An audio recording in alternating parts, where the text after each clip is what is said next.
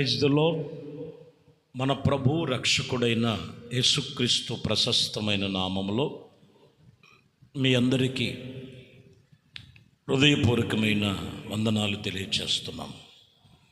గలతీయులకు రాసిన పత్రికలో 6వ అధ్యాయము 10వ వచనాన్ని చదువుతున్నాం. కాబట్టి మనకు సమస్తమును దొరికిన కొలది అందరి ఎడల విశేషముగా విశ్వాస గృహమునకు చేరువారి ఎడల మేలు చేయుదము. ఈ వాక్యములో దైవజనుడు పౌలు గారు దేవుని మందిరము పోల్చి చెప్తున్నారు. విశ్వాస గృహము చేరిన వారి ఎడల మేలు చేయుదును. విశ్వాస గృహమునకు చేరువారి ఎడల మేలు చేయుదుము. దేవుని మందిరము అనేది ఒక విశ్వాస గృహము. విశ్వాస గృహములో మనము చేరాలి. విశ్వాసములో మనము బలపరుచుకోవాలి. విశ్వాసములో మనము దృఢపరుచుకోవాలి. విశ్వాస విషయములో అప్పుడు మనము అనేకమైనటువంటి మేలులు పొందుకునే వారముగా ఉంటామని దైవ వాక్యం చెప్తున్నమాట. చూడండి, మరి ప్రకటన గ్రంథములో 2వ అధ్యాయం 13వ వచనాన్ని చదువుతున్నాం. సాతాను సింహాసనమున్న స్థలములో నీవు కాపురమున్నావు, నేను ఎరుగుదును. మరియు సాతాను ఉన్న కాపురమును ఆ స్థలములో నాయందు విశ్వాసముంచుడి. ఇదిగో నన్ను గురించి సాక్ష్యము ఇదిగో అంతము వరకు అగపరచబడినట్లుగా. ఇక్కడ మనం గమనించినట్లయితే భూమి మీద సాతాను తిష్ట వేశాడు వాడు. మరి ఆ చోటున మీరు ఆ స్థలములో మీరు ఉన్నారు. ఆ స్థలములో మీరు ఉన్నవారు ఆ స్థలములో న్యాయమైనది విశ్వాసం అనే ఉండేది. మనము దేవుని సన్నిధిలో విశ్వాసములో మరింతగా విశ్వాస గృహములో ఉండినట్లయితే విశ్వాస జీవితంలో వారు ఎదుగుతూ ఉంటారు. కొంతమందిని మనం చూడొచ్చు, ఏదో కొద్దిగా రోజులు ప్రార్థన చేస్తారు, కొద్దిగా రోజులు దేవుడి సన్నిధికి వస్తారు, తిరిగి మరలా విశ్వాసములో నుండి వాళ్ళు కోల్పోతారు. ఈ విశ్వాసములో నుండి కోల్పోయే పరిస్థితి ఎందుకు కలుగుతుందంటే వాళ్ళు విశ్వాస గృహములో ఎదగట్ల. దేవుడు మందిరమే విశ్వాస గృహం.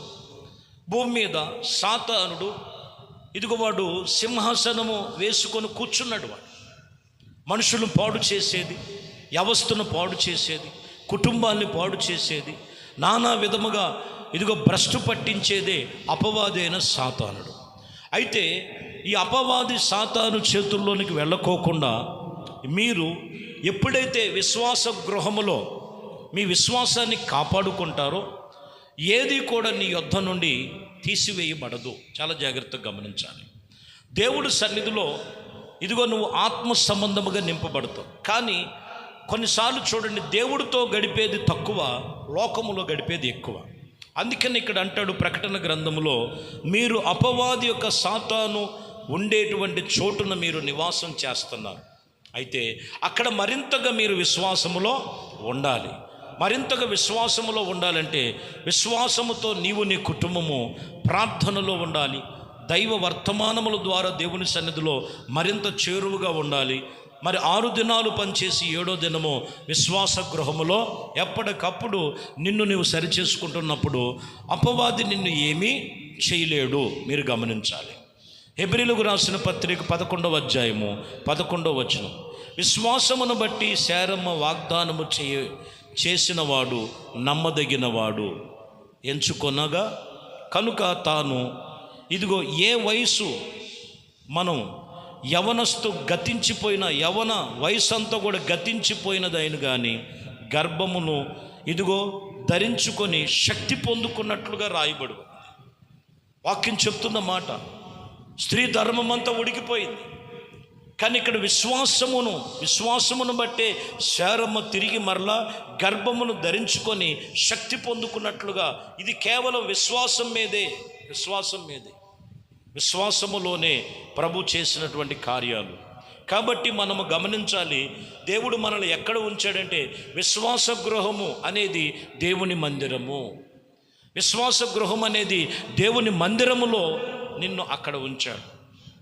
నీకు అసాధ్యముగా ఉండొచ్చు, కానీ దేవునికి సమస్తము సాధ్యము అనేది ఎప్పుడనంటే నువ్వు ఆ విశ్వాస గృహములో నీవు నిలిచినప్పుడే, నువ్వు ఎదిగినప్పుడే.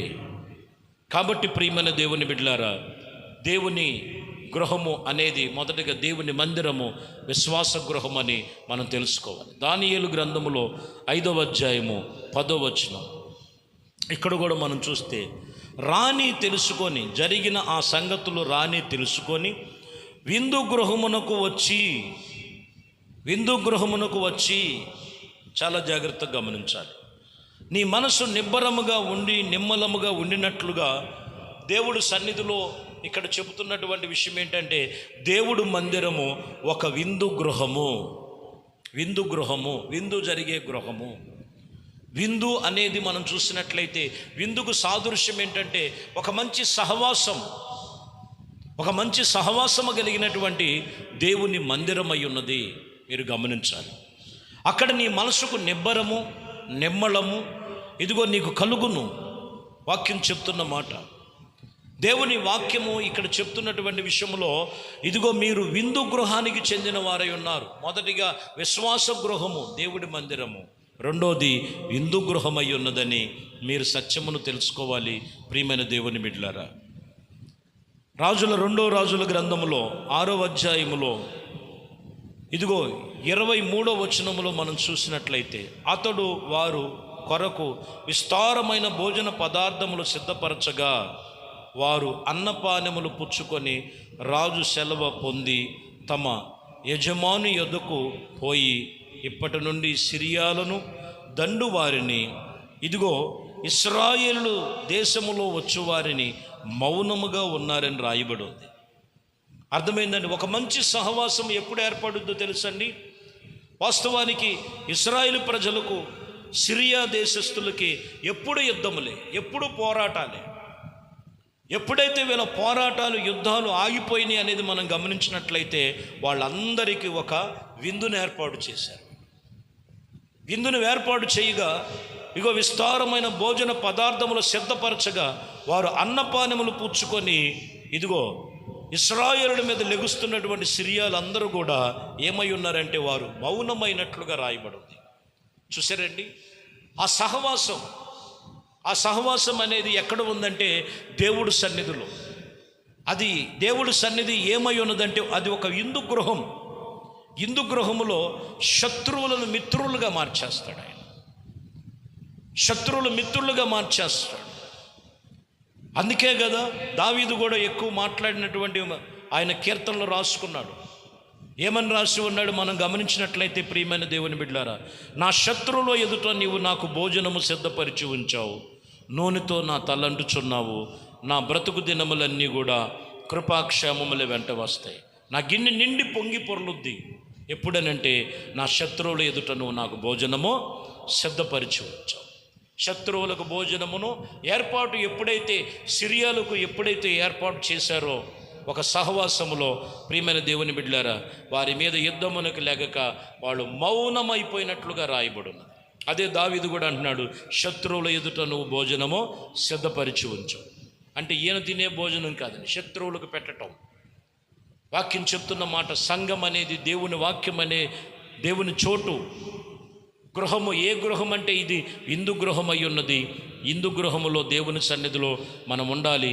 దేవుని వాక్యము చెప్తున్న మాట లూకా సువార్తలో 7వ అధ్యాయము 25వ వచనములో మనం చూస్తే, ఇదిగో సుఖముగా జీవించు వారి యొక్క రాజగృహములో ఉందురు. చూసారా? సుఖముగా జీవించే వారుగా రాజగృహములో ఉందురు. చివరిగా చెప్తున్నాను, దేవుడు మందిరము ఒక రాజగృహము. ఒకటి విశ్వాస గృహము, 2 విందు గృహము, 3 రాజగృహము. ఎందుకంటే మనము ఎవరమంటే రాజులైన యాజక సమూహం, పరిశుద్ధ జనాంగం. దేవుడు నిన్ను రాజగృహములోనికి ఆయన నిన్ను నడిపించాడు ఆయన. కాబట్టి ఈరోజు వాక్యము చెప్తున్న మాట, నీ విశ్వాస జీవితము, విశ్వాస గృహములో మరింత ప్రతిష్ఠించబడాలి. అలాగనే నీ విందు గృహము ఇంకా ఎవరు శత్రువులు లేకోకుండా మిత్రులుగా మార్చబడి ఒక మంచి సహవాసానికి దేవుడు అమర్చబడి దేవుడు ఆయన మందిరములో నియమించబడి ఉన్నది. అలాగే రాజగృహం అనేది ఏమై ఉన్నదంటే ఘనతకు సూచన. రాజు అనేది ఘనతకు సూచన. ఎంతో ఘనతకు ఉండటానికి దేవుడు ఆయన్ని ఘనహీనులైన వారు, ఎన్నిక లేని వారు, ఎర్రివారిని, నానా విధమైనటువంటి బలహీనులను దేవుడు ఎన్నుకొని ఒక ఘనమైన వారిగా ఉంచటానికి రాజగృహంలోనికి పిలుస్తున్నాడు ఆయన. ఈరోజు నువ్వు ఎక్కడున్నావు? దేవుడు మందిరానికి దూరముగా ఉన్నావా? దేవుడు మందిరములో ఉన్నావా? దేవుడు మందిరములో ఉండాలి. దేవుడు మందిరం అనేది ఒక విశ్వాస గృహం. దేవుడు మందిరం అనేది ఒక విందు గృహము. దేవుడు మందిరం అనేది రాజగృహం. రాజగృహములో నువ్వు నిలిచి నీకు ఘనతాస్పదముగా, నిన్ను ఆశీర్వాదాస్పదముగా ఉంచగలిగిన మన ప్రభు అయిన యేసుక్రీస్తు రాజులకు రాజు, ప్రభువులకు ప్రభు అయి ఉన్నారు. ఆ ప్రభు అయిన యేసుక్రీస్తు నామములో మిమ్మల్ని అందరినీ ప్రభు వాక్యముతో ఆయన మాట్లాడుతూ మిమ్మల్ని మీరు సరిచేసుకొని ఆత్మీయతలో, ఆయన సన్నిధిలో, ఆయన సంఘములో ఆయనతో నిబంధన చేసుకొని ఉపదేశము చేత కట్టబడునుగాక. దేవుడు ఈ మాటలు దీవించునుగాక. ప్రార్థన చేద్దాం. పరిశుద్ధుడా, ప్రేమ కలిగిన తండ్రి, ఈ పూట వాక్యము చేత మాట్లాడి ఉన్నారు. ఏ ఒక్కరూ కాలాన్ని వ్యర్థపరుచుకొనక ఇదిగో విశ్వాస గృహములో ఎదిగేటట్లుగా విశ్వాసులుగాను, విందు గృహములో ఎదిగేటట్లుగా ఇదిగో సహవాసముగాను, రాజగృహములో ఎదిగేటట్లుగా ఘనతకుగాను ప్రతి ఒక్కరిని పిలుస్తున్నారు నాయన. ఏ ఒక్కరు ఆలస్యము చేయక కుటుంబాలతో కలిసి దేవుని మందిరములో ఎదిగేటట్లు, దేవుడు మందిరములో నిలిచేటట్లు, దేవుడు మందిరములో పరిపూర్ణులుగా మార్చబడేటట్లు మీ సన్నిధిలో గొప్ప సాక్షులుగా నిలవబెట్టమని, ఒక్కొక్కరిలో ఉన్న బలహీనతలు తొలగిపోవునుగాక, వ్యసనములు తొలగిపోవునుగాక, బలహీనతలు తొలగిపోవునుగాక, క్రీస్తులో ఆయన గృహములో, రాజగృహములో నిలిచేవారుగా ఆయుత్తుపరిచి బలపరచమని నజరేయుడైన యేసుక్రీస్తు నామములో ప్రార్థించి వేడుకొనుచున్నాము తండ్రి. ఆమేన్. ప్రభు మిమ్మల్ని దీవించి ఆశీర్వదించునుగాక. ఆమేన్.